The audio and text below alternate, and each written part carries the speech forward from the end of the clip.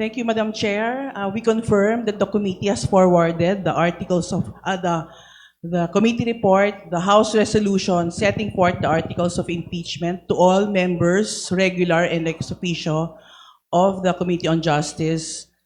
However, we have not furnished the complainants and counsel, respondent and counsel of copies of the same, and we intend to do that after the same has been approved and by the committee, and the number of the resolution has already been inputted in the copy of the same.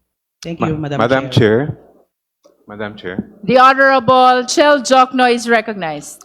before we proceed to the consideration of the report and draft resolution, may I be allowed to make a brief manifestation? This is all in conjunction with the Chair's opening statement. You may proceed, Honorable Jokno.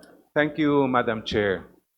Sa panahon ngayon na maraming tayong kinakaharap na problema, sobrang pagtaas ng presyo ng bilihin, itong mababang pasahod at yung krisis sa Middle East, marami pa rin nagtatanong o meron pa rin nagtatanong kung bakit ba itong impeachment na ito? Ito ba'y aksaya lang ng oras ng mga lingkod bayan?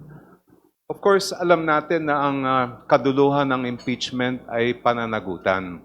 Pero kailangan siguro natin bigyang diin na ito ay isang hindi ordinaryong proseso.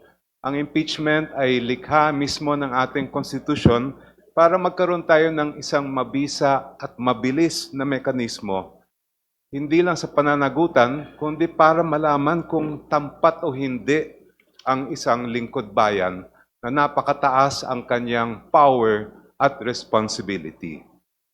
Kasi po, pag hindi tampat ang lingkod bayan, ang resulta ay korupsyon.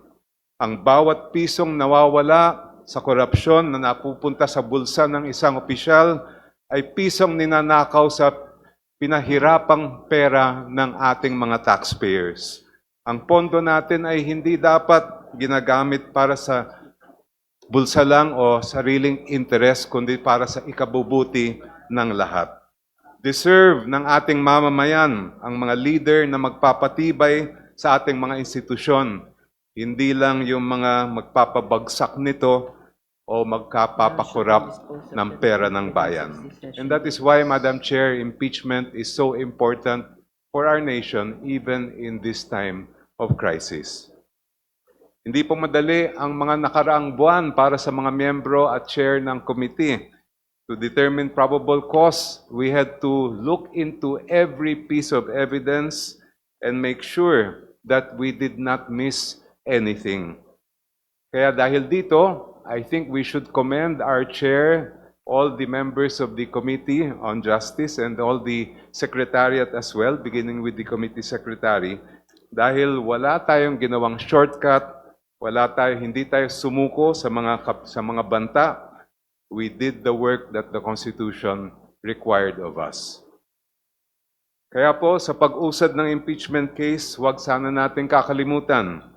We are doing this para ito sa mga pamilyang nagtitiis sa presyo ng bilihin habang nilulustay ang pera ng bayan.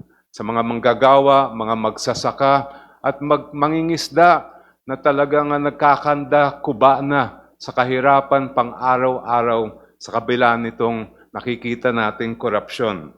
At lalong-lalo na para sa mga kabataan natin na nangangarap ng isang magandang kinabukasan at naghahanap ng hustisya at pananagutan. Maraming salamat po, Madam Chair. All the manifestation of the Honorable Jokno are noted by the committee.